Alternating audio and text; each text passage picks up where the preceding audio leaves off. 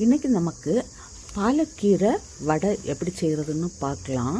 நான் இப்போது இந்த பாலக்கீரையெல்லாம் கட் பண்ணி எடுக்கிறேன். சில்லியும் கட் பண்ணி எடுக்கலாம். கீரை வடை செய்கிறதுக்கு 1/4 கப்பு கடலைப்பருப்பு எடுத்துருக்கிறேன், 3/4 கப்பு உளுந்து. இது ரெண்டையும் இப்போ ஒரு 2 மணிக்கூர் நமக்கு தண்ணியில் ஊற போட்டு வைக்கலாம். ஏற்கனவே நான் ஊற போட்டு வச்சிருக்கிறேன். இதை இப்போ நமக்கு தண்ணி எல்லாம் வடிகட்டிட்டு கொஞ்சமே தண்ணி விடாமல் மிக்சியில் கொஞ்சம் குறப்பாக அரைச்செடுக்கலாம்.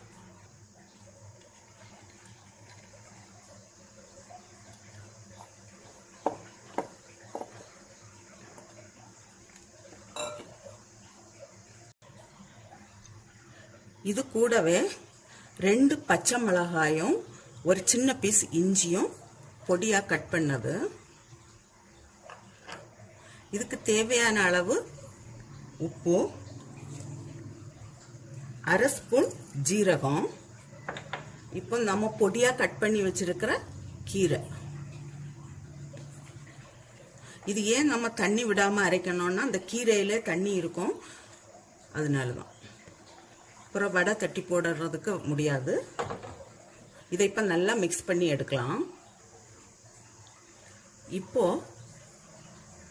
ஒரு வாழை இலையில நான் கொஞ்சமாக தண்ணி நினைச்சிருக்கிறேன். தண்ணி நினைச்சிட்டு இதில் கொஞ்சம் மாவு எடுத்து நமக்கு வடையாட்டு தட்டி போடலாம்.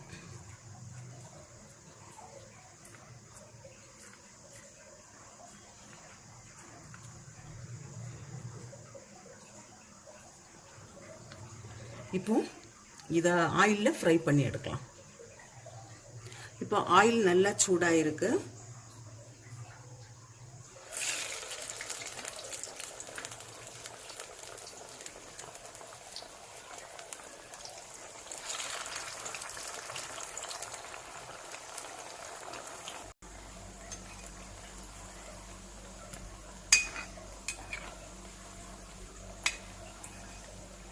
ரெண்டு சைடுமே ஃப்ரை ஆனோன்னு எடுக்கலாம்.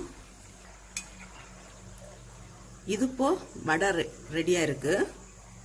இதே போல நமக்கு மீதி இருக்கிற வடையும் செய்து எடுக்கலாம். ஒவ்வொரு தடவை நாம வடை செய்யும் போதும் இந்த வாழை இலையை நாம தண்ணியில நனைக்கணும். அப்பதான் இது போல அதுலேருந்து இலை வரும்.